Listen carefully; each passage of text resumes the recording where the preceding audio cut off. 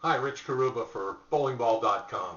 I've got a serious topic to talk to you about today, and that's about lane patterns. This is how to understand the white lane pattern. Now, let's go through this quickly. I could talk for an hour on this or longer, and you're going to have a million questions while I'm chatting here. So let me just give you the highlights and the bullet points of what you need to know. We've got an article about this. You can read a little bit more. USBC provides three patterns now. They make it simple: red, white, and blue. The red pattern is typically will resemble most of the house conditions you find in league environments today around the country. The white pattern is a little more challenging scoring-wise, but can be a high-scoring pattern as well for the people that know how to play a more blended and crowned condition. We'll get into that. And also the blue pattern is typically the most challenging, more of a flatter cross-lane and down-lane ratio of oil application. It also presents the lowest scoring pace of lane oiling pattern of all three.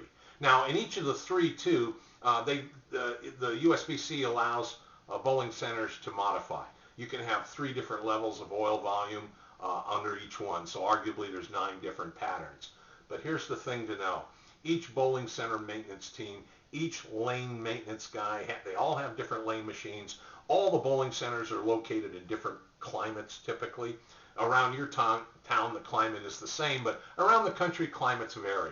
So each particular maintenance person is going to tweak or modify the lane condition just slightly. Heck, on the red pattern, which sometimes resembles a wet-dry pattern or referred to as a block pattern, over-under, you'll hear these terms.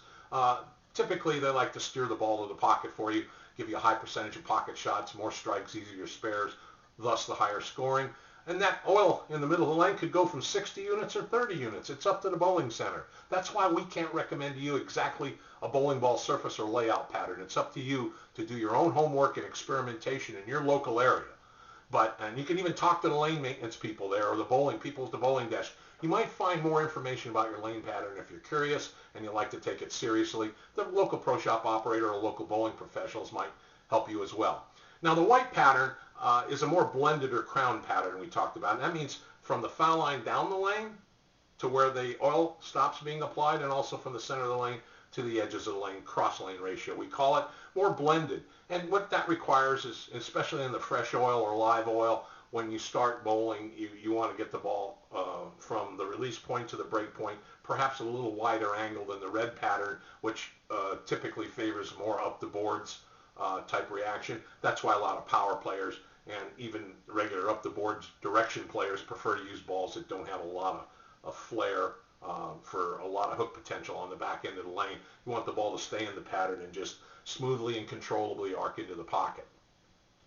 So the white pattern, because it has a little bit more oil applied to the edges of the lane than the red pattern and is a little more blended, it won't give you all the forgiveness left and right that the red pattern does, but it will help you get to the pocket easily if you know how to play your angle of attack down the lane to the break point.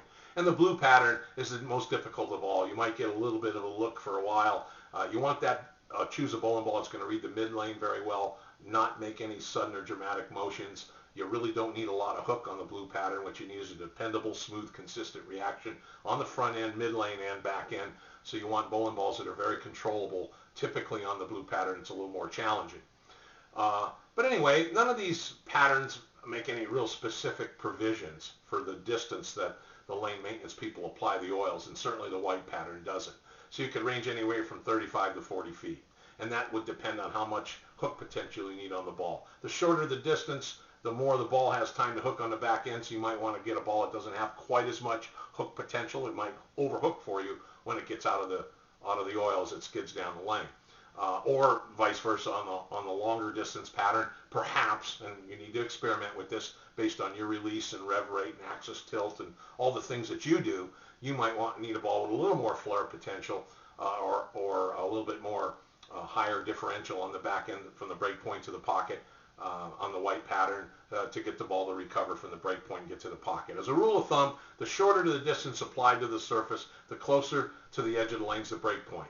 And the longer distance, the closer to the break point on the lane that the oil pattern provides moves toward the center of the lane. You need overall less hook on the back end. But you need to experiment more. Get with your coach. You want to understand things like the carry down effect. Usually shorter distance patterns have a little more carry down than the longer distance patterns. All those things you got to take an advantage if you really want to perform well on the USBC white pattern lane condition. Hope some of these tips help you and not confuse you too badly. It's a subject we could talk about for a long time. Get out and practice. No better way to learn it than to get out and bowl.